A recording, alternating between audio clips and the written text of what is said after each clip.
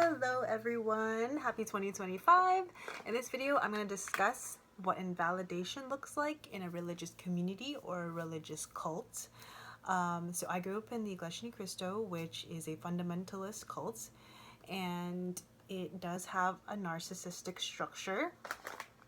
Narcissistic structure as in when you question the system, it's often met with backlash. It's met with invalidation. It's met with shame. Like you're often shamed or shunned for leaving or questioning the system.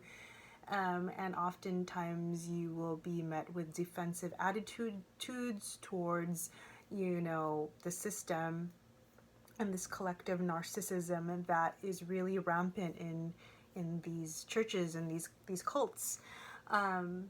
So I'm going to share a little bit about what invalidation looks like, and for those of you who have watched my videos, there's been quite a few people who've already shared their experiences about invalidation, but I think it's important to be aware of what invalidation sounds like and looks like, so that if you do experience this, you can advocate for yourself, you can speak your truth without having your feelings being dismissed or denied.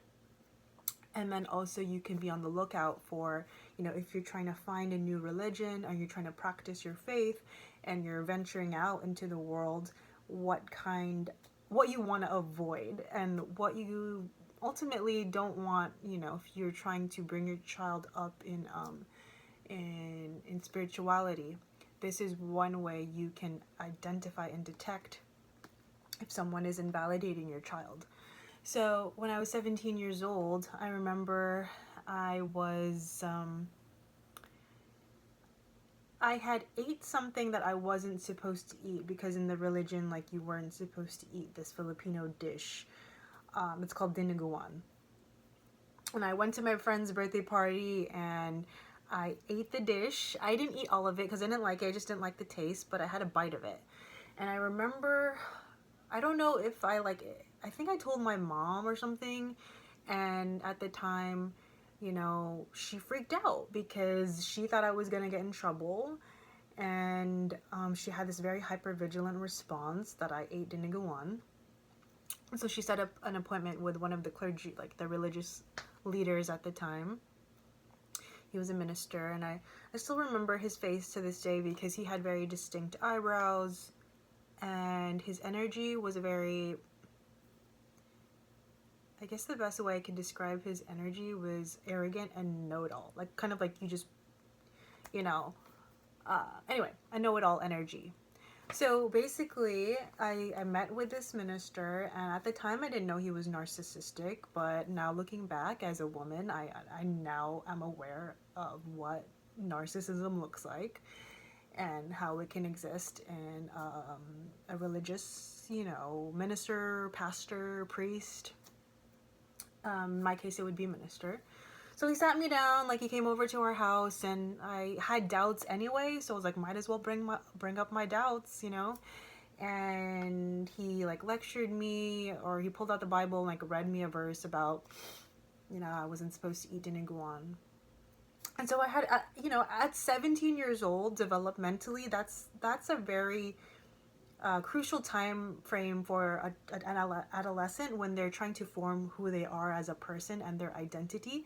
If that child's emotional world is being supported, being nurtured, being nourished, that child will bloom into a very confident individual because they have the support of their parents who are nurturing them. If the child is being invalidated for just being who they are, and if that's an acquisitive, curious person, and their parents are being supportive, wow, you're so curious, I love that about you, the child will feel oh wow, and they'll grow to have healthy confidence when the child is being supported for just asking questions. I consider myself to be a very curious person, so the fact that was being suppressed and I was being oppressed in a sense where my individuality wasn't able to bloom, because when I did ask questions, they were invalidated.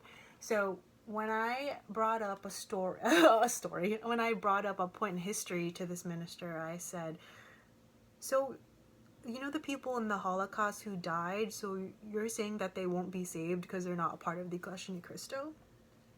And I remember at the time, you know, I just use that as a point in history where millions of Jewish Americans, but not only just Jewish Americans, died in concentration camps, you know, in such a horrific, brutal way. I had a hard time logically in my brain believing that Jesus Christ would not accept them into the kingdom of heaven. You know, like, what? Just because they're not Iglesia Ni Cristo, like, they're not gonna go to heaven? Like, these people were brutally murdered. Like, logically in my brain, it just did not add up. So I brought that as a point, you know, and he just said, why do you care? Like, why do you have all these questions? Like, why are you... Like, he was confused that I was asking him that. Like, he said, why do you care so much?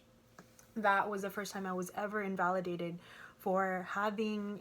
That wasn't even an emotional, like, response. It was just a valid question where I'm using, like, logic.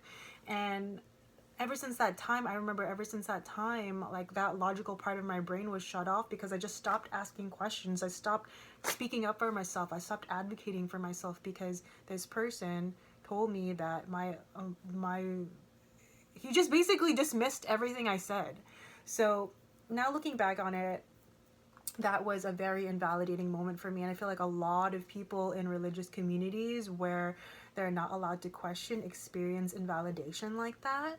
And, you know, I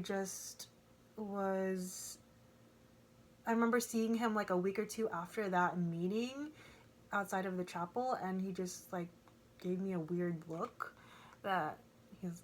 And I'll never forget his face because it was a very, like, just not a kind person. And he definitely had narcissistic traits. I can't, like, say he had, like, full-blown narcissistic personality disorder, but he definitely had narcissistic traits.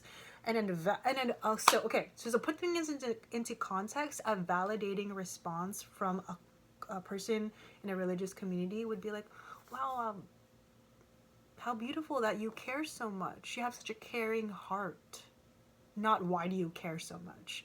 So it's important to be aware that, you know, if you are searching for a religious community or you're seeking advice from the person of, you know, whoever the church head, executive minister, whoever, is to look for someone that is curious, is compassionate, is empathic, and cares about your well-being as a human.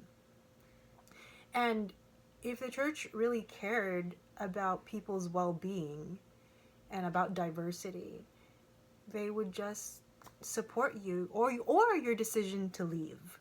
You know, they wouldn't try to, like, keep forcing you to come back. So, because in the end, like, they want to retain their numbers. They, you know, like, they want to retain people in the church. Otherwise, the system won't flourish if there's no one going to the church. The system will, you know, not exist anymore. So that's what I wanted to share, to kind of look out for what invalidation looks like, what it sounds like, and how you can be on the lookout if you are searching for a new religious community to find, you know, and I just want to say, like, not all people in a church are narcissistic. It's going to vary from individual to individual, but it does exist in these communities, and they're not exempt from narcissism. So if you don't really know what narcissism is, I highly suggest that you do your own research so you can be more informed and you can lead a life that you want to live. And I hope that you learned something new today, and I will talk to you next time. Bye.